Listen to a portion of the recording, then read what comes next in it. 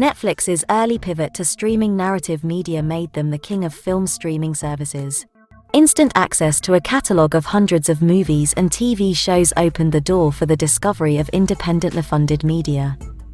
For more than a decade, Netflix's streaming service has been a harbor for the dissemination of horror movies. It's been host to indie darlings, including The Hallow, They Look Like People, Last Shift, and silver screen legends alike among a sea of films of varied caliber. They've acted as a distributor for many prominent genre film directors, provided an audience to international filmmakers, and they've built a catalog of truly terrifying original titles. Horror fans yet to subscribe to specialist services like Shudder can still find a plethora of rotating movies in Netflix's selection. Of course, the increasing fragmentation of the streaming market continues to erode the once astounding horror library, but among a still large quantity of titles to choose from, here's a few that are currently scarier than the rest. Apostle, 2018. Apostle is a Wicker Man-style slow burn with an explosive final act. Set in an isolated island community, the 2018 folk horror film follows Thomas Richardson, Dan Stevenson, as he infiltrates the town seeking his kidnapped sister. He postures as one of the community, observing their peculiar traditions, rituals, and hardships, all while attempting to learn anything about his missing sibling.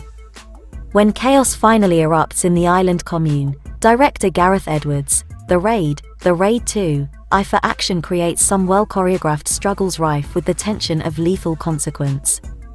The movie is mysterious and fantastical in its narrative, and critical of man's inkling to control nature in its messaging. It feels long, but the island setting and production design are so striking, it's still captivating.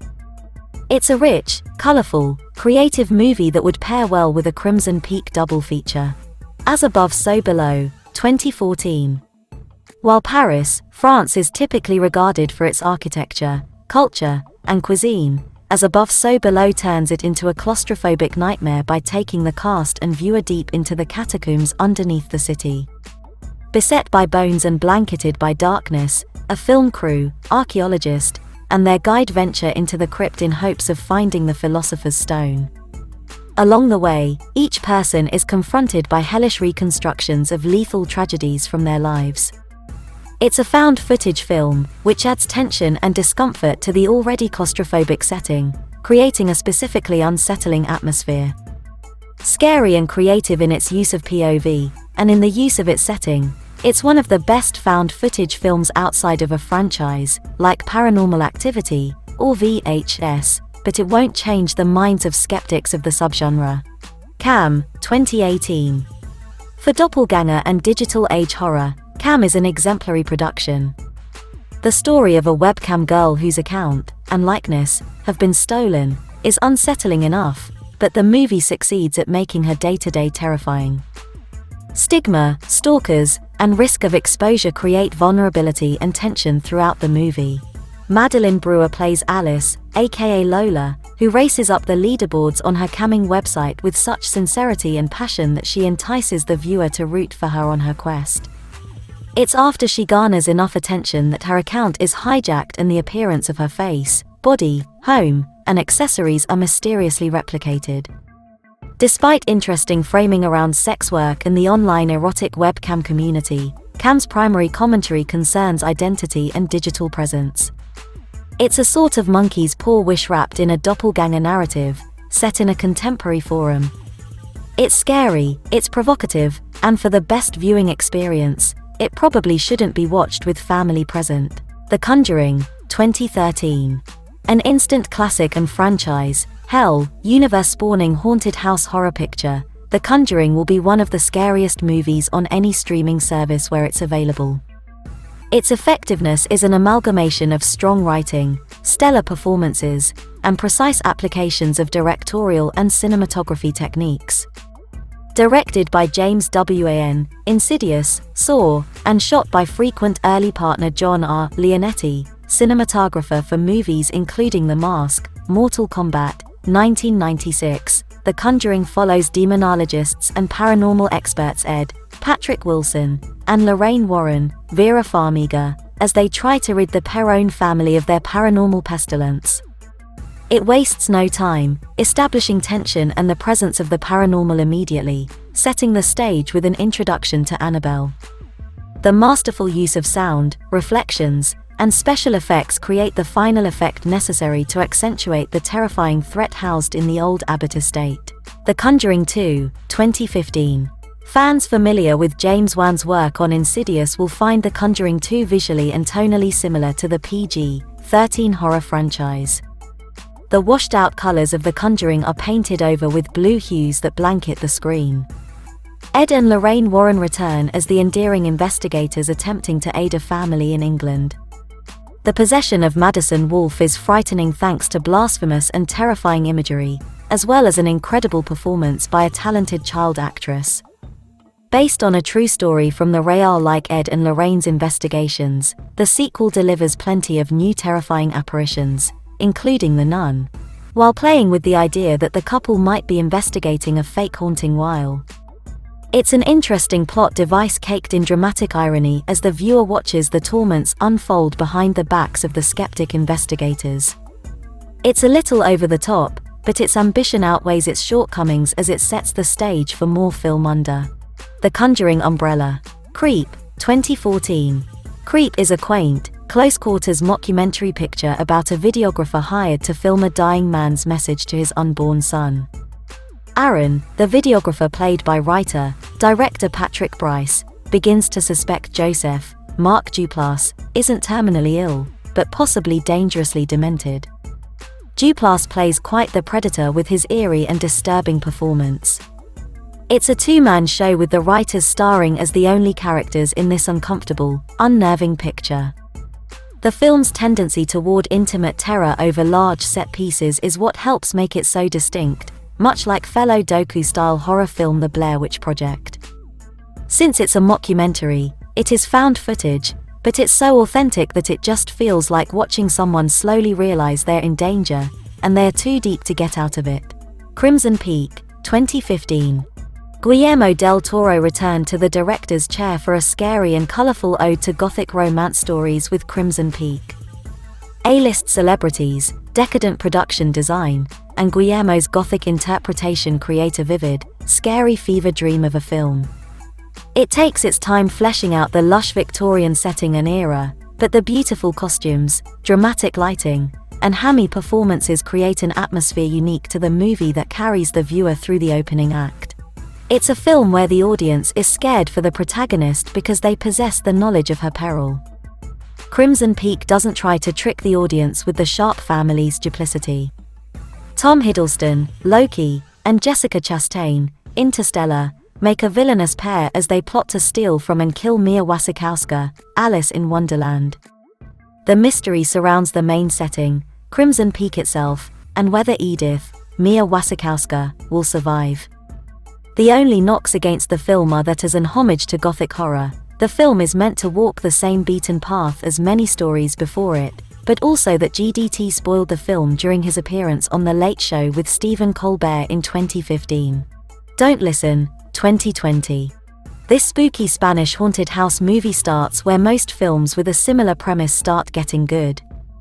It starts with a boy confessing to a social worker that he's hearing disembodied voices in his new home. No move-in sequence, no first night in the house heebie-jeebies. The nightly whispers through his walkie-talkie compel and confuse him until his family can no longer ignore that something is wrong. Investigations into the property reveal a grim history that hints at what torments all those who dwell there.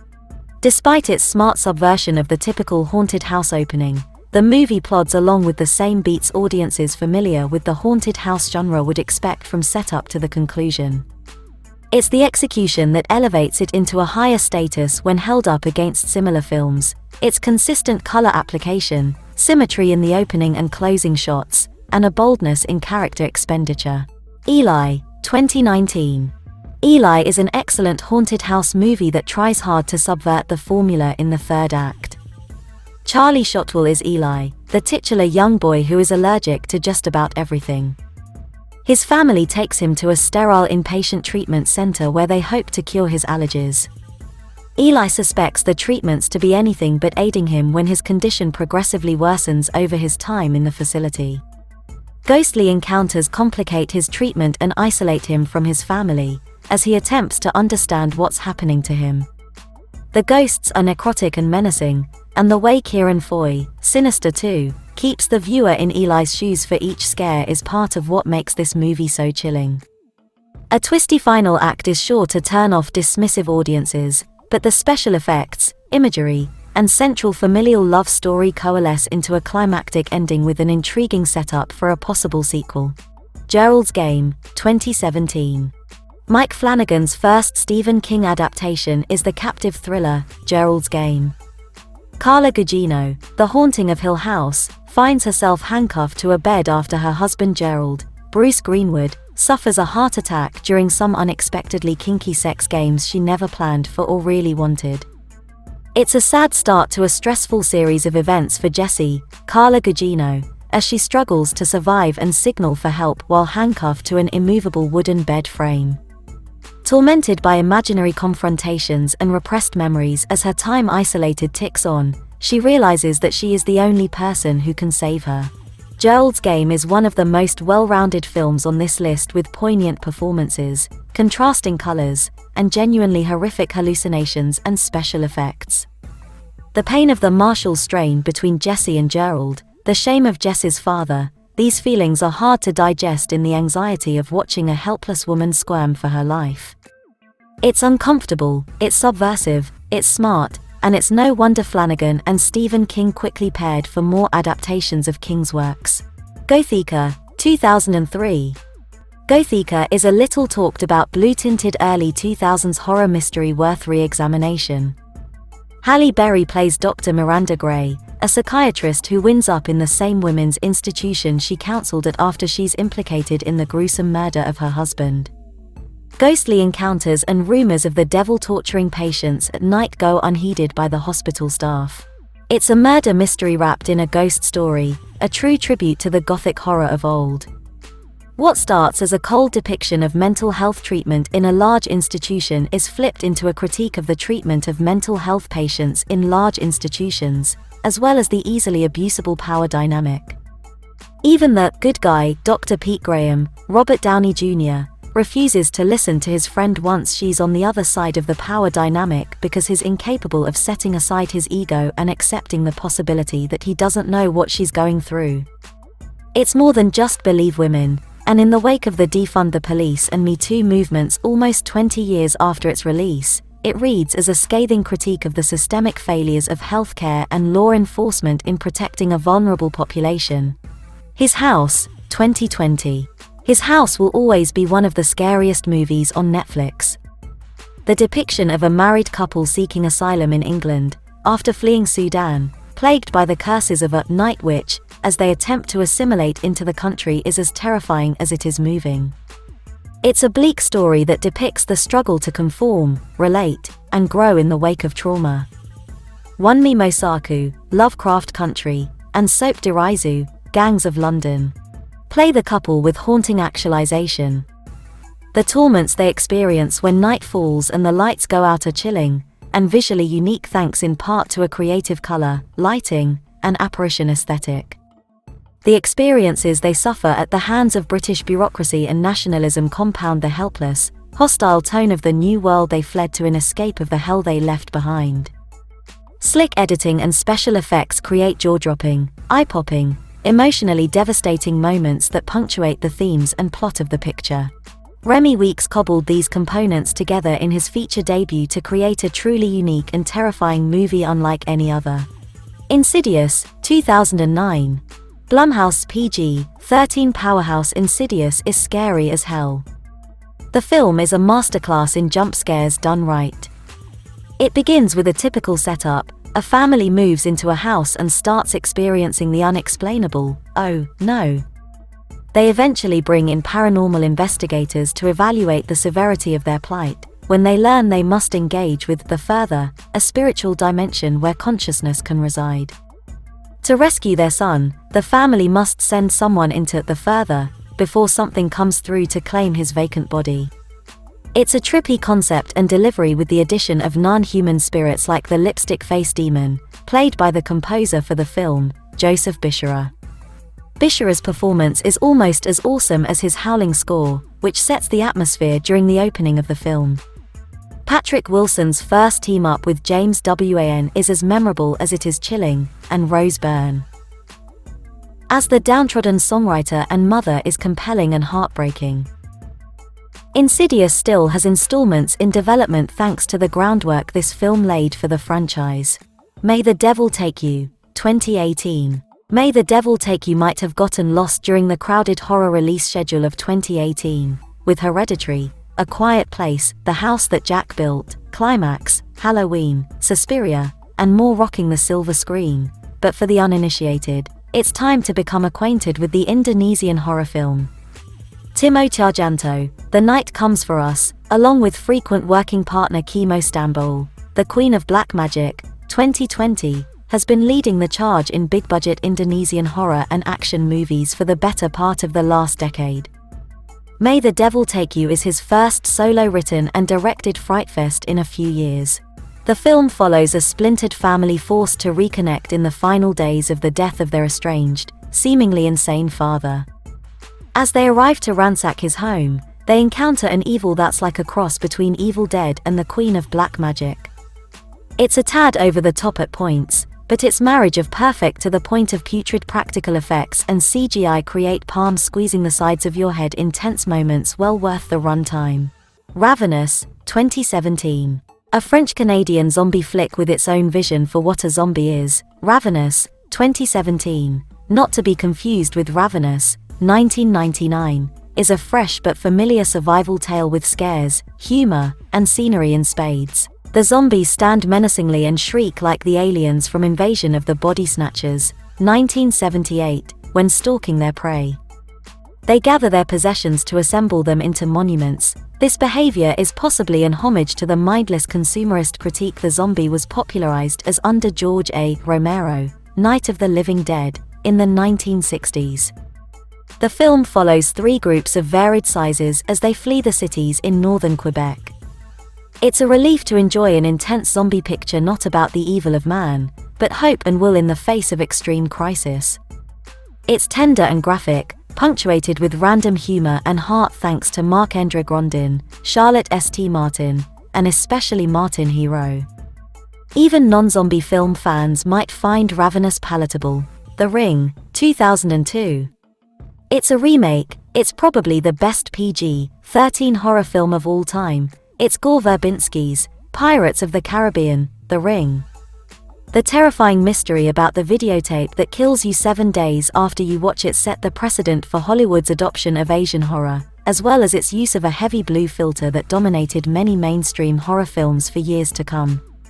The mystery surrounding the disturbing material on the tape, and the literal deadline to solve it, is as intriguing as it is tragic. The haunting pale faces of Samras, Davy Chase, victims are startlingly frightening and establish the stakes early in the picture, brought to life in horrific detail by horror effects legend Rick Baker.